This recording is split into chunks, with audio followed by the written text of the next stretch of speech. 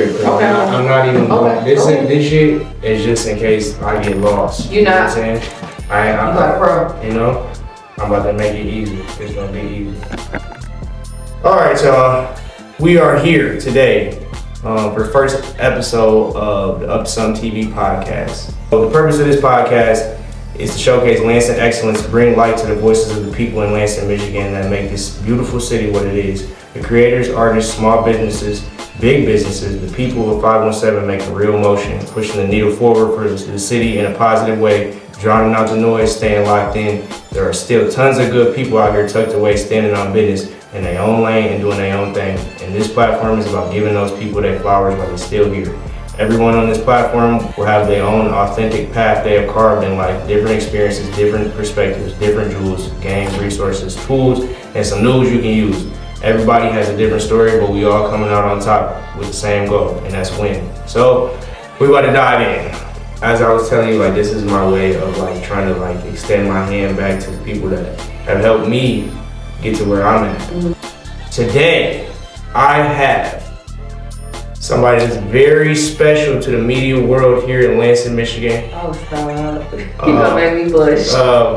She did my first ever podcast. For those of you that don't know the kickback, you know, go do your homework. One and only. Yeah, man. Yeah. So, without further ado, we have the one and only Angel B.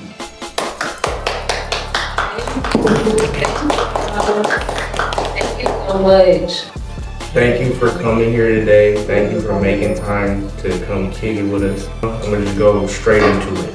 So, in a world where everyone is chasing perfection and trying to maintain an image, how do you decide which parts of your real life are on brand and which parts are too personal to share? Like, where is that line for you? I can honestly say I have always been a very private person. Very, very private.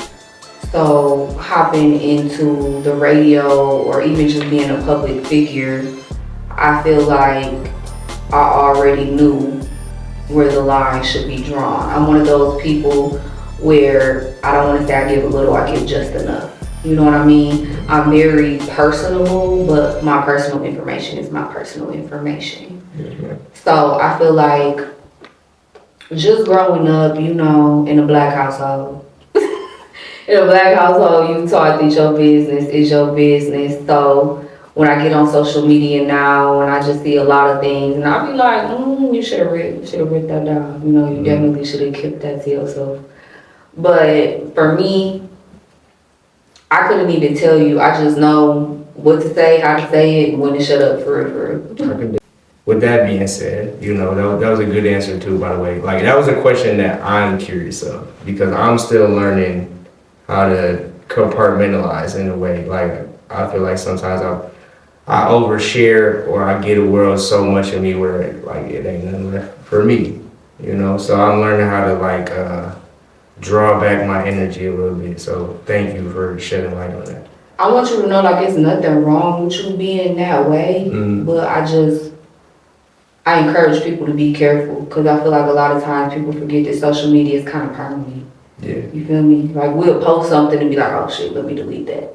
But it's really no deleting it. Like, you 58 screenshots and 150 group chats, like, it's out there now. So, I mean, if you're okay with that, that's cool, but... Yeah, I've learned to embrace it. Yeah. But no, like, I hear you though. It is permanent. I ain't one of them people, like, if it's up, if it go up, it's there. You hear me? You know, and ain't no deleting it. Because if I'm going to take it there, we going to take it to hell. No, don't be like that. No, I can ride it. Yeah, I can ride it. We're going to take it there. We're going to take it there for sure. All right, so we're going to pivot off that. So what was Angel B's upbringing like? What was Angel B's upbringing like? Wow. Okay, so I was born in Flint, Michigan. I grew up in church. I'm talking about 5 times a week. My family actually wanted me to be a singer. I was not going for that. My mama used to make me be in the adult choir. I was 6 years old, and it was just too much pressure. I could hit a little 1-2, but it didn't take my interest for real. What's a little 1-2? I can sing a little bit, just a little bit, like a little bit. You know, now those vocals is for the shower. You feel me? Right. Those vocals are for the shower. But one day I got my courage up and I told my mama, like, I don't want to sing. I don't want to be in this choir no more. And she was like, well, you gonna do something. You know, so, you know, the Easter speeches, Christmas speeches, stuff like that. So I really got into public speaking, you know, like speaking in front of crowds. Mm-hmm. But one day I was in the back of the church with my dad. My dad used to do the media for the church, like record the services on the radio and stuff like that. So I was messing around with it and I had accidentally recorded myself. Mm-hmm. And not even knowing, you know, one day we in the car, we just playing it back, and I hear my voice. I'm like, oh my gosh, that's me. Is that me on the radio? Like, is that me on the radio? And I fell in love. Like, I was like, okay, this is what I want to do. It was either the radio or be the host of 106 in Park. And if you know me, you know Angel B was gonna host 106 in Park. Like, that was my dream job. I just had it in me, like somehow, some way, like you are going to do the radio. Just knowing that my voice can go with everybody and anywhere, it was so fascinating to me. You know, so as I went on in life, I would get into little hobbies, you know, cross country here, tennis there, but like I just had this nagging to like do the radio, do topics, interview people, review music, you know, like I will really be practicing. My little sister, she wanted to model and I wanted to host. I wanted to do the radio. So I remember on Saturdays, like when those trying to come on, like I pretend to be Donna Cornelius with a little hairbrush, you feel me? Like I just knew that the radio was for me and I was for the radio. It's like love at first sight, and it will always be love. It's like a love that your first love. You feel me? Your first love, you always gonna love. You may stray away, but it's always there. Yes, man. Ain't lying. Okay. I could go deeper into that, but that I'm gonna just leave that right where it's at. I can ask more questions. Take it wherever you want to take it. I'm open. Okay. All right. So, what do you feel like was the biggest lesson for you in your teenage years? Whew. It's a good one. Biggest lesson for me in my teenage years was not locking in on school. I have always been a hustler and always a go-getter and always worried about money and stacking, saving, putting it up, that I feel like I neglected my education. Mm-hmm. You know, my first job was Taco Bell and I thought I was rich. Okay? Right. Got my little check, got me a herringbone. Right. Every check I'm getting crew neck, shoes, my nails done. So like once I started to touch a little bit of money, I was like, I don't gotta lock in on school for real. You know, high school is free. I just gotta graduate. So I started getting a little cocky and my grades said, shoo. As an adult now, just looking back, like I wish I would have locked in and got scholarships and went off to college, went to a HBCU. I feel like life will be way different. You know, like it's not like I don't have any regrets, but I definitely see things from a parent standpoint. Like you need to lock in because scholarships is free money. You know what I mean? But I was so focused on making money. The world make it seem like you gotta go to school to make money, you know. So then, like, I can see where you went the other way. Like, all right, I gotta figure it out. I'm good. Yeah, and I'm one of the people. Until recently, I was like, college is just a piece of paper.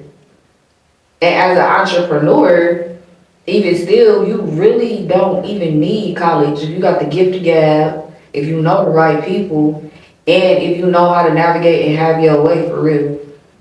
However, in this economy, you need to have a backup plan. And I was one of those people, like, my hustler mentality is my backup plan. If I don't got it today, I'm gonna have it figured out by tomorrow. But now, that little piece of paper that I thought wasn't important is my backup plan for tomorrow. We got a new nurse graduate in the building. Stop. She's not just a radio host no more, y'all. She about to be saving lives. Yeah. So let's give another round of applause. Thank you so much. Thank you. That's a big deal. That's a very big deal. Thank you so much. We got to give flowers to that because we need more of that. We don't need more of this media shit. Why? I mean, we all right. We do, but it needs to be cohesive for everybody. You know, I just feel like it's very rigid right now in this media space. It's tense. You know, and then we get like you said, like we live in a hell of an economy, so you do have to have a backup plan or some sort of alternative. Absolutely. Outside of this, like I started a lawn care business yesterday. Oh, okay. I got a lawnmower, so I was like, I'm gonna start a lawn care business. I was super excited. I was texting him. I was just so I thought I was a shit. You are. Who says that you're not? The fact that you woke up and was like, I'm about to do this. Like pivoting off of graduating nursing school, a lot of people. Nursing school for me is just not about being in the hospital saving lives. The nursing world is so broad. You got insurance nursing, correctional nursing, school nursing, GM nursing, Chrysler nursing. You know, like you don't have to be in the hospital. Like cosmetic nursing. I told you I'm gonna hop in the cosmetic bag. You know, like lip injections, fillers, Botox. Like nursing is so broad. So I always say if I was gonna go to school, it had to make sense. Like I was gonna have to do something that I can take anywhere and do whatever I wanted to do with it. You know? Right. So I never even limited myself to just the hospital. If I'm being honest, the hospital was the first thing from my mind. You know, like I'm trying to get into all these different bags. Maybe save a life or 2, 3 or 4. But it's the nursing world is so broad, and I don't want people to just limit themselves and feel like you have to go to the hospital because a lot of times that's how people burn themselves out for real. No, yeah, for sure. I was gonna ask, like, cause it's crazy to me. Like, it's very rare that I meet people like you said that when you was young, you wanted, like you heard yourself on the radio and you fell in love instantly. It's rare that I meet people and it's like. They went into this world like intentionally. For me, it happened on an accident, you know. So like I'm able to gain a lot from like you and other people that have been doing a thing, and you know, like I didn't start out passionate about this, you know. I didn't start out happy about this. It was more something like it just made sense to do because I could do it. Okay. You know, and it was like. You get good at shit that you don't really realize how good you are at it. And then you got all these people, you know, coming and telling you how great you are, right? But you still trying to figure out who you are internally. Absolutely. You know, so for me, you know, the time away from all this stuff has really like prepared me for moments like right now. Okay. You know, but it's like I said, it's very rare that I meet people. So it's like for you, like what kind of steps did you take to getting on the radio and getting those positions and getting that accessibility to what's going on in the industry? I'm gonna be honest with you. I'm gonna be transparent actually. I'm one of those people and I don't take no for an answer. If I want something, I'm going to get something. But I'm also one of those people, jumping back to your very first question, I'm such a private person. You never know what I'm up to until it's signed, sealed, and delivered. I just seen you post that status. You will never know what I'm up to until it's final, because people will speak fear into your plans. So I remember I went to Hope High School. And people be like, well, what are you doing after high school? You know, I'm gonna be on the radio. I would tell people, I'm gonna be on what? They gonna be on the radio. How you gonna do that? How? I don't know how. I just know it's gonna happen. As soon as somebody was like, what? You gonna be? I knew then to just shut up. You talk to God. And that's all you need to do. I had a close friend, still my close friend, my brother, Darian Brown. He started a radio show at LCC.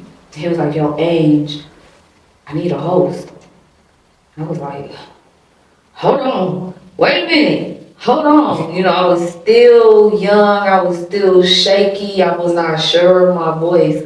But he saw the spark in me at the time I didn't even see it myself. I'm doing little episodes with him here and there. And I'm like, all right, girl, it's now or never. I started submitting my resume to Power 96.5. I'm talking every 3 months. I'm sending that resume. No call back, no email back. I'm like, all right. It's not what you know, it's who you know. I get on Instagram, I get to searching, Ricky Burns pop up. Slid in Ricky Burns DM. Hi, my name is Angel B, and I want to order at Power 96.5. Because I'm about my money, I know interns work for free.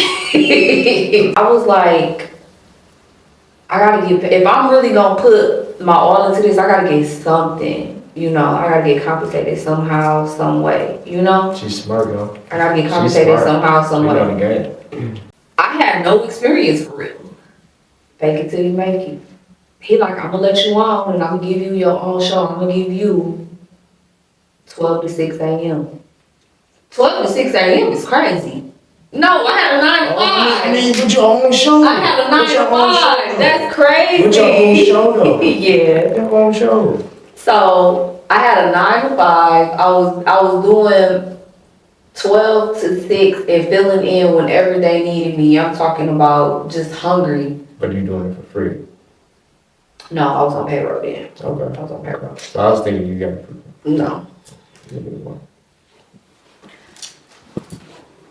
So the 12 to 6s were brutal. I was like, I'm not sleeping, I'm cranky, you know. My parents was like, look, I know this is your dream, but you can walk away from me for real, you know, because it's like, you're doing too much, like too much is on your plate. But I was so determined and I'm just like, no, I gotta rock it out. I gotta rock it out. My 12 to 6, I'm gonna get prime time, I know I am, you know. I can't remember how long I did 12 to 6, but it was rough, it was real rough. And if you know where I were at, Right. I'm a female on the south side. Right. 12 to 6, I don't know if a coyote coming, a deer coming, pink, I don't know. I don't know. All I know is, when it's time for me to clock out, she's a runner, she's a track star. You feel me? Okay. From there, from the station to my car. Weekend, I was just like, I don't know if I can do this anymore. Like, I'm tired, I'm exhausted. I still got to clock in on my 9 to 5. I'm doing a lot. And Ricky texts me, he's like, congratulations, your primetime show start next week. So I was doing Saturdays and Sundays. Hard work definitely paid off. That was like one of the happiest days of my life. But nobody knew I was doing radio. I was too shy to announce it for real. Until I was ready. Somebody actually called me out like, did I hear you on the radio at like 2 in the morning? I was like, oh shit, I'm outed. Why you shy to announce it? I still didn't feel confident for real. Okay. I didn't feel as confident. And I didn't know if I was gonna be able to thug it out for real. So I feel like once somebody found out, I was like, oh, I gotta say something now. Right. And so when I announced it, I got so much love, so much support, so many encouraging words. And I was like, I could have been announced this, you know what I mean? It was like a battery in my back, for real. Relief. Yeah, it was a relief. Having your own show took a big responsibility. Huge responsibility.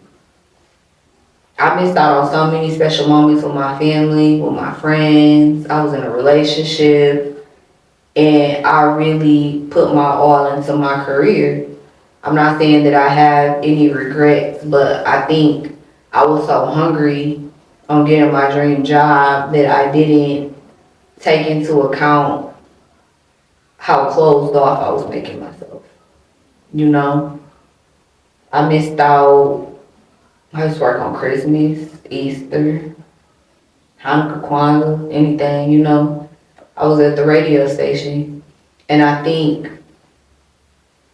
when you so focused, you so hungry, you so driven about your dream,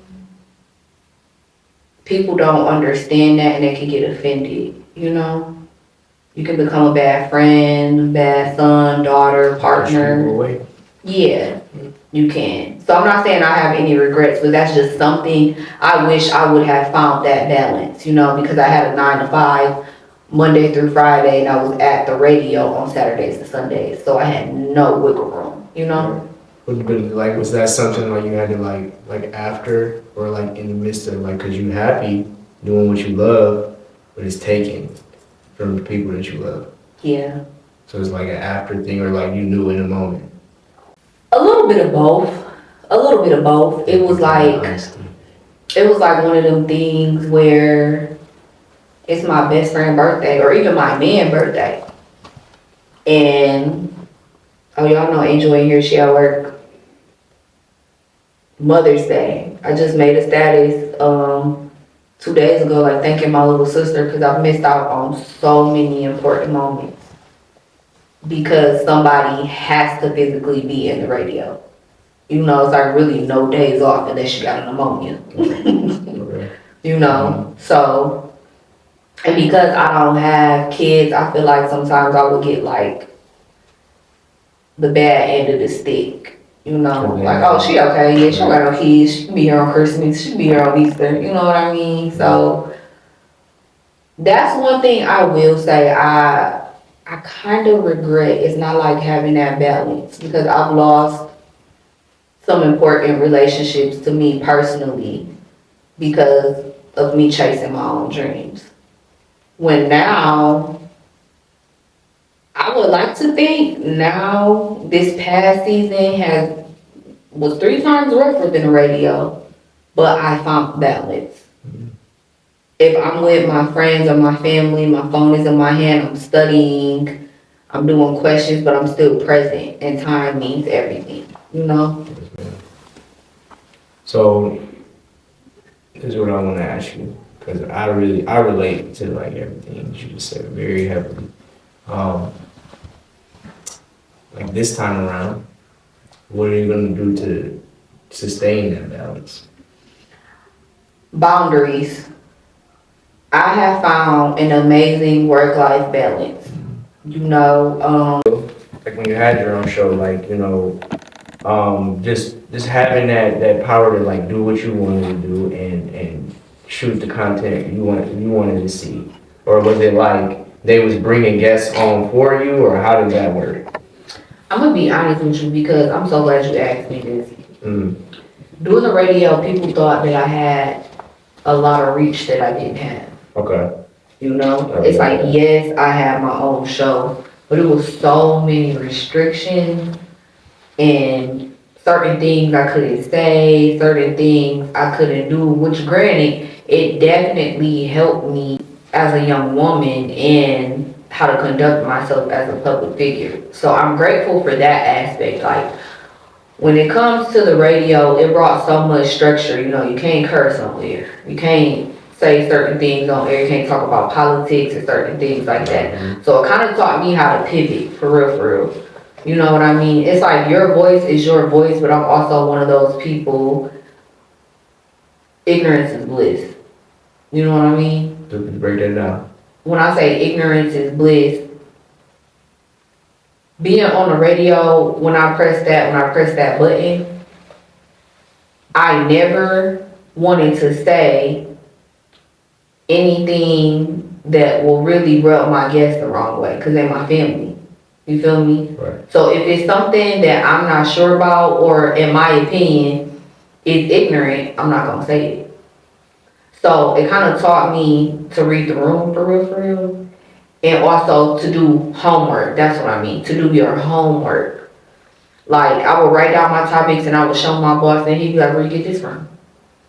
And I'd be like, oh, I got this on this IG page. She'd be like, that's not a credible source. Why would you say that? You spreading false information. You feel me? I remember on one of my shows, I was about to talk about Tyler Perry buying BET. Tyler Perry bought BET, y'all, how y'all feel? Tyler Perry did not buy BET, that was a rumor. Really? Yes. What? Yes. Exactly. Exactly. So I would have got on air and said that, yes, ignorance is bliss. You feel me?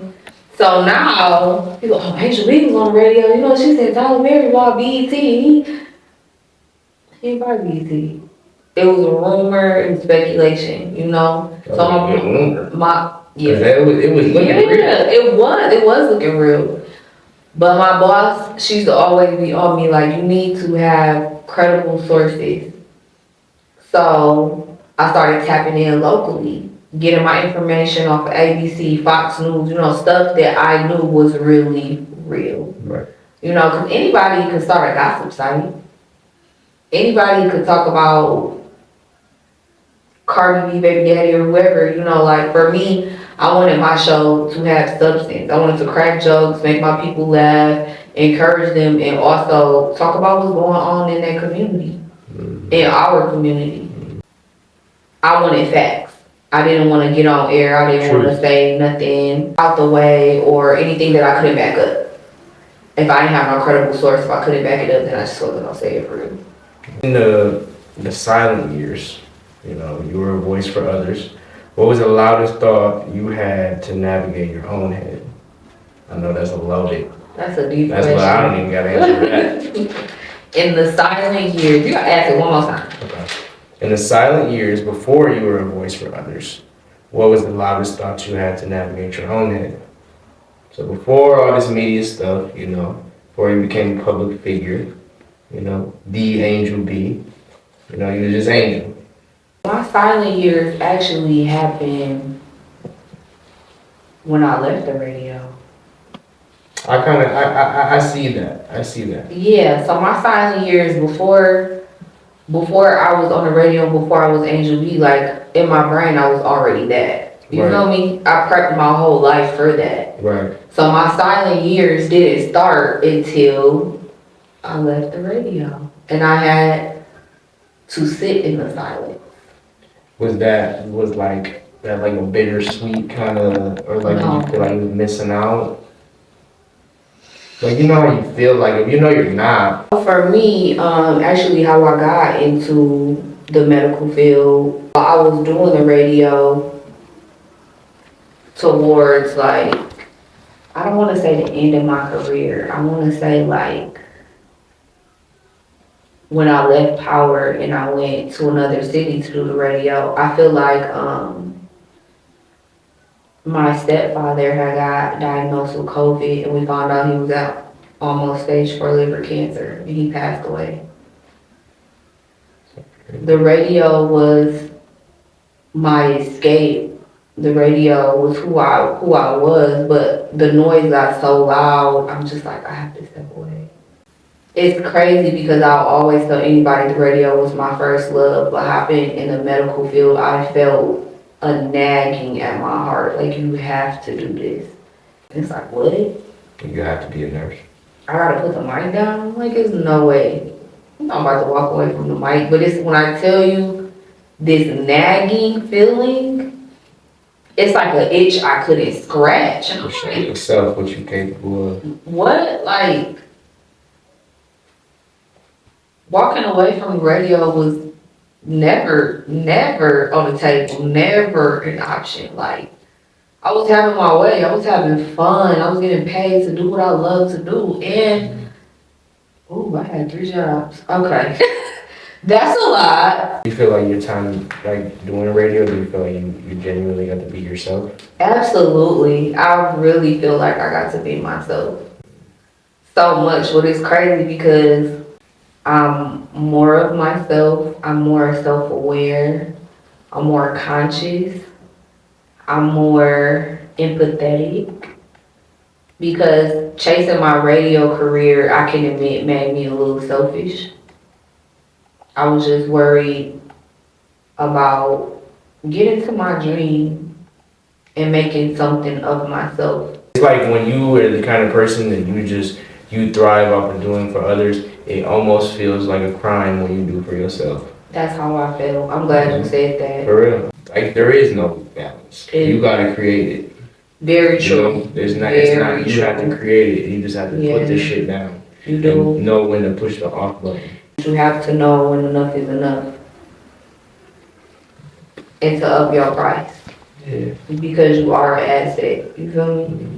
You can't little dog me. You can't lowball me, especially when it comes to numbers. You see, I'm cool, kiki, but with my money, no, never. Like, you gotta know. You have to know. And sometimes you don't know. You gotta take a whim. You know somebody, how much you charge? You can't be, oh, I ain't gonna. No, charge. Mm-hmm. Charge, because time is money. You feel me? And you have to believe in yourself. I'm about to ask all my guests these questions about prices and services. Prices just went up again, by the way, last night.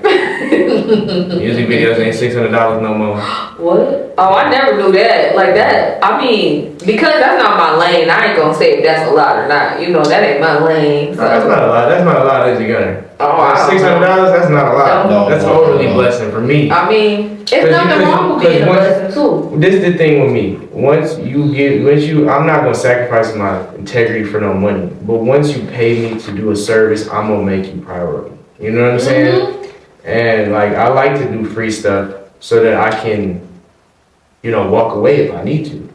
You know? I never thought about that. Yeah, you get to dictate the circumstances at that point. Never but it shouldn't have to be like that, because it's like, you should just be able to give freely. You shouldn't have to live in this world picking and choosing who you want to give to because people don't know how to value it. You know the biggest lesson that I've learned, I'm sorry, I ain't trying to commandeer the interview, but the biggest lesson that I've learned lately is to not give people what they don't ask for, and that people value shit more when they gotta pay for it. Because you get something for somebody for free, they not thinking about it until it's relevant. They're not really using it or really taking in what you're saying until they be like, oh, that's what he was saying. Here's the thing with that, first and foremost, I like to play devil's advocate. I love to play devil's advocate. So I agree with you to a certain point, because a person like me, who has always been working and nothing has really been handed to me, when somebody does hand me something, I take care of it. Yes, ma'am. I take care of it. Like, I spent my hard-earned money for that, because nothing in this life is free. So if somebody is to bless me, I'm going to take care of that blessing. You know what I mean? That's like, I paid cash for my first car. Kept up on the oil changes, kept up on the tires. Might ran over a mailbox or two, I had to think about it. Might ran over a mailbox or two. Well, I bleep that one out. But listen, if somebody was to buy me a brand new car, I'm still gonna keep up with the oil changes. I'm still gonna keep up on the tires, and I'm still gonna act like I paid cash for that car myself, because I wasn't expecting that. They didn't have to do that for me, for real. And I think that's the problem with the world, is everybody is so disconnected. Everybody has this gimme mentality or this entitlement. It's like, no. Once you turn 18, it is on you to make your own money, create your own dreams, and figure that shit out. Figure it out. And another thing that I'm so big on, ignorance is bliss. I have to realize. Put that on the shirt. I really get irritated sometimes, but because people be like, oh, that's just how I am, or that's just how I was raised. We all were raised so differently, and I love my parents. I love my mom and my daddy and my grannies. I'm actually a granny's baby, for real. But when I became an adult, I had to unlearn a lot of things that they taught me, because it just didn't align with my morals or my values or how I wanted to do stuff. And just because it's not your way doesn't mean that that's the only way. So it gets frustrating being in this world and seeing people just with this stuck mentality. I'm big on go to therapy, fix your train of thought, get that toxicity away from me. So yeah, my bad. I went over. Oh, you're good. I'm glad you're speaking on that. I go to therapy like 3 times a week. And you're not wrong. And I go to social wellness classes on Tuesday, and then I go to mindfulness on Thursday. So even when I'm not going to therapy, I'm still going to therapy. Absolutely, you have to do something that works for you and keep you grounded. I recently found a new church home. and I love it. It's like a sense of safety, comfort. Yes, when I be showing up to church in sweatpants, because I come from that church background. I come from my granddaddy used to say, "Come as you are." I've heard that a lot. Yes, come as you are. And People accept you like that. People accept you better instead of you trying to paint a picture. You know, if a prostitute walk into church, you are not supposed to judge. You're supposed to welcome them with open arms. Prostitute, drug dealer, fiend, whatever. You know, you come as you are and you leave different. You get the word. And I feel like nowadays, especially my generation, we feel so judged. Because we got tattoos, we got piercings, you know, children, like whatever you name it. And I think that our elders sometimes forget that they was once our age. You know, I'm quick to tell somebody, hold on. Back in 62, wasn't you doing this? Miss Mary? Right. So, and our parents didn't really have the tools and like the knowledge and resources that we have, you know, so it's like it wasn't fair for them. You know, it ain't fair for us neither, but you know, we got a lot. We're living in the easiest generation to become a millionaire or to be more than what you are. Yeah. I definitely agree. We're gonna go ahead. We got a couple of questions left. Goodness, we ain't got too much left, but we are covering a lot. We're covering a lot of ground here. Yeah, I like it. It's flowing. You know, without dragging. No, you know I can tell you something dragging. I'm gonna be look. Okay. I'll do that. Wrap it up. No. Okay, so this kind of ties into what we was already talking about, like the transition. You know, moving from a private person to a public radio personality / creator. Mm-hmm. You know, it requires like a skin shedding process. So, what part of the old you did you have to leave behind to step into this new role, like now with the nursing? Listen, we was talking about this question, I was like, wow, like that's a deep question. Because for me, doing a radio, part of my job description was being active on social media every day. Topics, going live, engagement, interacting. And when I started school,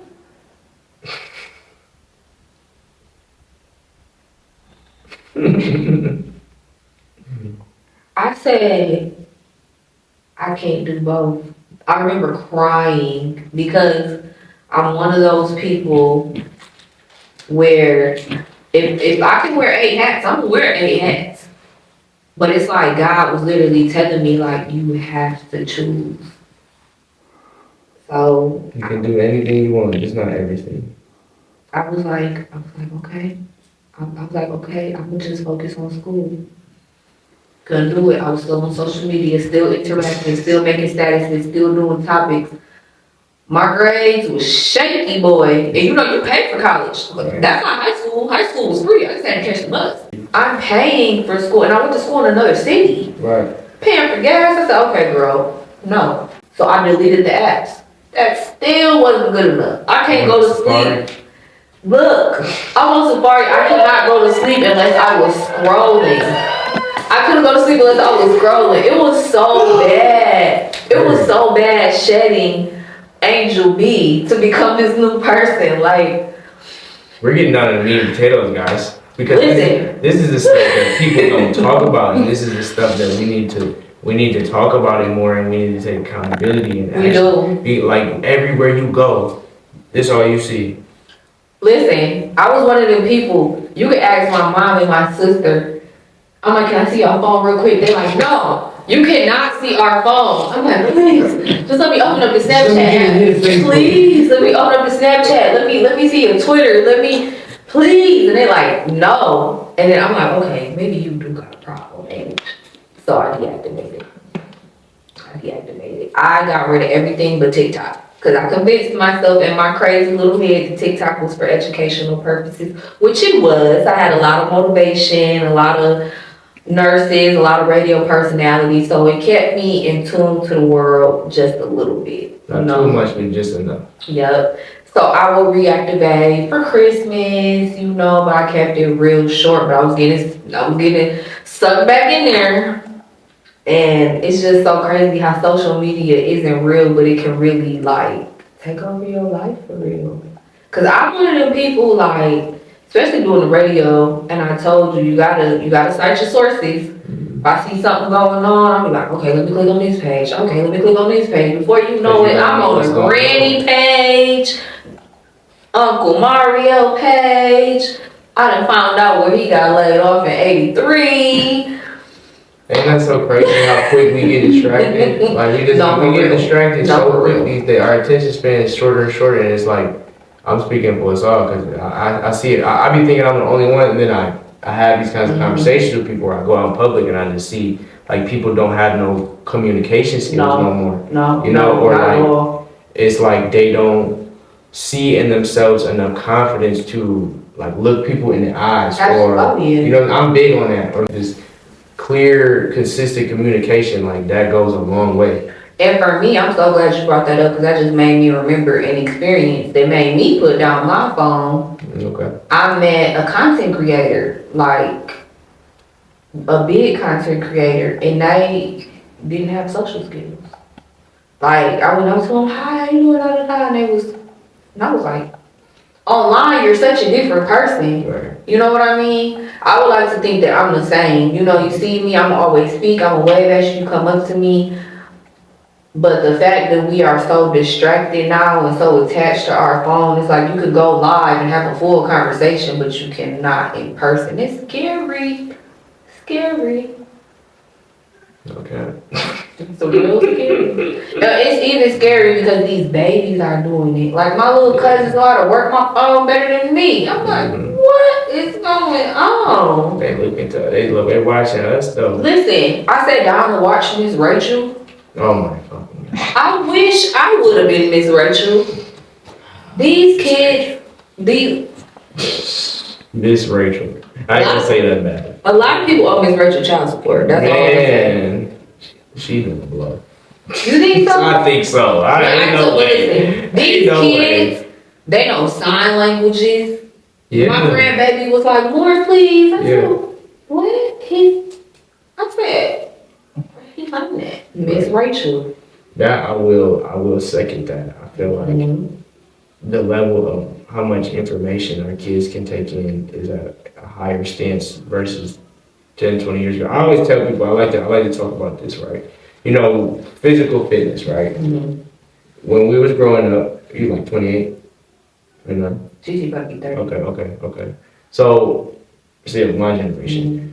But in our generation, like when we was coming up, physical fitness was not introduced to us like as something that could help us mentally and cognitively. Mm-hmm. You know what I'm saying? It was like more like, you're fat, go work out.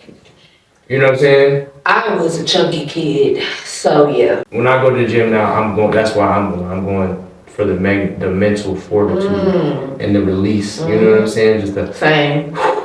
That's how I used to study. Like I would listen. I'm an audio learner, so I would listen, have my headphones. They would be on the treadmill, be on the Stepmaster, like distracting myself.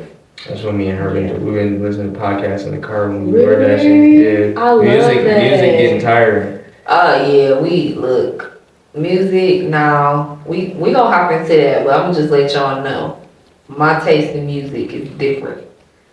Real different. Let's get into that. Let's get it. So top 3 favorite artists right now. Okay. What's in the queue? First of all, Cole World.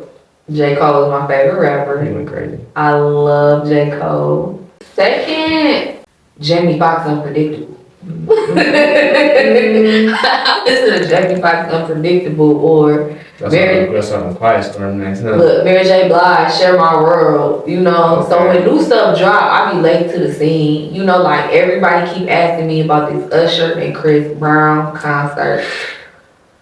No. Concerts for me aren't fun. No. I went to see Chris Brown last year. Shout out to my bestie. She took me. I had a ball, but my anxiety was through the roof. Right. I'm too small for that shit. Right. People stepping on me, people trying to hug me, you know, like I was in traffic for 3 hours in Detroit. I'm just like.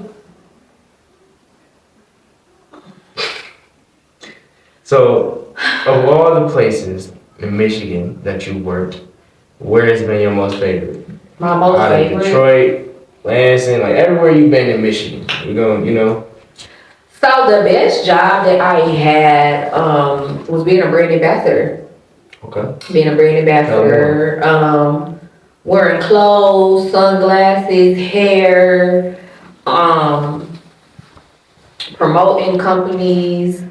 I feel like I definitely created relationships that money could never buy. You feel me? No degree, no amount of money could buy these experiences and these relationships that I've built with people. I've had strangers become family off of word of mouth. You know? Like word of mouth, like Word of mouth. Like I know I'm word, but like in that regard. So being a brand ambassador, I used to be a brand ambassador for Nene. Her name is Nene. She's amazing. She's from Flint, Michigan. And I would model her clothes, and people would come up to me like, "Oh my God, that fit is fly. That fit is so fly. Where you get it from?" "Oh, this, I got it from such and such. It's the Instagram. Boom, boom." One quick interaction. I get home. I'm looking at their page. They got a business. They doing this. So we swap information and we kind of start bartering for real. You feel me? So it was just like off of that compliment, off of that interaction, I done created another lane. I found another business. You know, I do decorations. What? You do decorations? What? I didn't know that, you know, just off of me wearing a brand. One business I introduced to another business, which introduced me to another business. You feel me? A domino effect. Yes. Mm. So that has to be my most favorite job. Okay. All right. So I'm gonna go ahead. I'm gonna pivot from that. We're gonna get off the radio and the breaks. I think I just want to ask one more question. You know,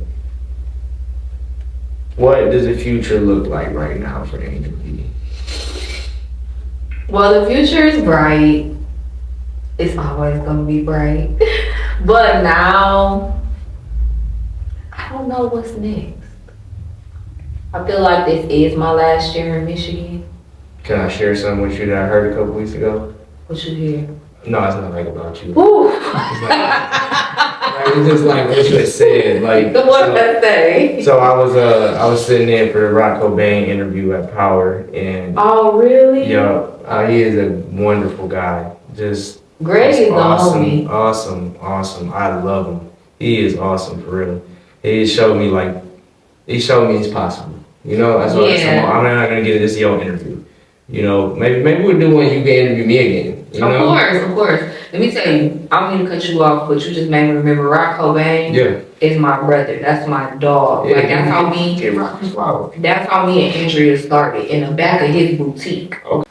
What he had said was, you know, because the question was similar to this, was basically like he's in the void. You know, so basically he's wherever God need him to be. Oh. And when he said that, I loved it. You know, started crying. Because it's like, that's how it be. Yeah. You know what I'm saying? Like you playing and God laughed. Man. You know. You would have told me I would be here. What a joke. Medical field. Hilarious. I'm proud. I'm proud to be able to do, like, you know, this is the first episode, y'all. This is the first episode that's gonna drop. First episode of many. I'm proud of you for believing in yourself. People don't know that the hardest part about the journey is the start. Mm-hmm. Once you start, everything else will fall into place. When I started school, my transmission went out. Then what? That wasn't it. That's just the start. It was more than that. I said. Cause it's like back to back to back. That's how it be happening. How am I gonna get to school? I had to up a new car, but school is so fast, you don't have time to react. I'm probably gonna cry next month for all the shit I've been through. You feel me? Like, but you don't have time to react. So the fact that you are starting just shows that it's the only way is up. Cause people will sit around and they will talk about it and oh, I'm gonna do this and I'm gonna do that. You gonna look up and 5 years and pass. When I left the radio, I was just like, sometimes some things are better left as a chapter. But after watching that movie, I was like, I can go back to this tomorrow and it still be what I needed to be. This time I got more knowledge, I have more structure. So I was like, that movie really inspired me to not limit yourself. Don't put a cap on what God has for you. You feel me? That part. Because like you said, we'll tell God our plans and he'll laugh. You know? And delayed does not mean denied. I love that. So when I see people on Facebook and be like, when I move away from here, I'm never coming back. You never say never.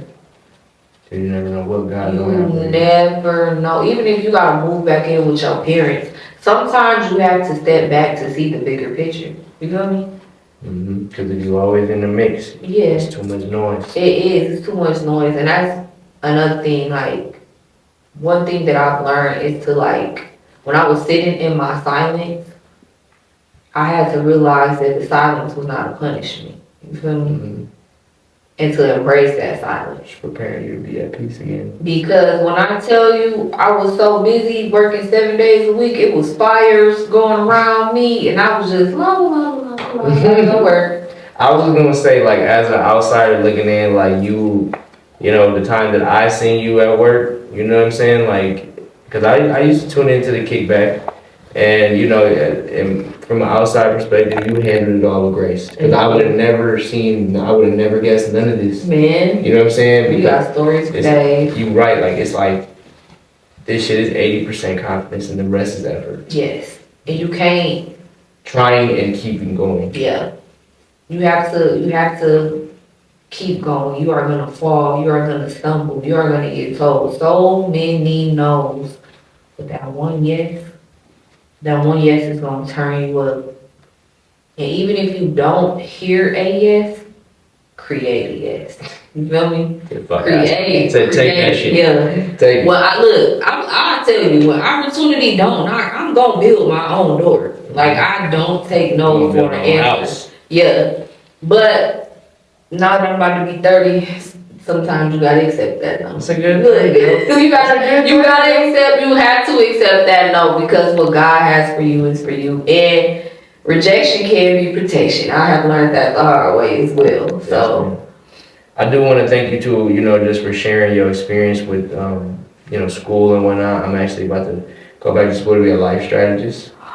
So I've enrolled, I've done everything. I just gotta start my classes, you know, and I'm kind of in this space where I'm like, do I want to do it in the spring? Do I want to do it in the fall? Because I don't want, like, everything that you just said to happen to me. You know what I'm saying? I don't want to become so overwhelmed that I really self-sabotage myself.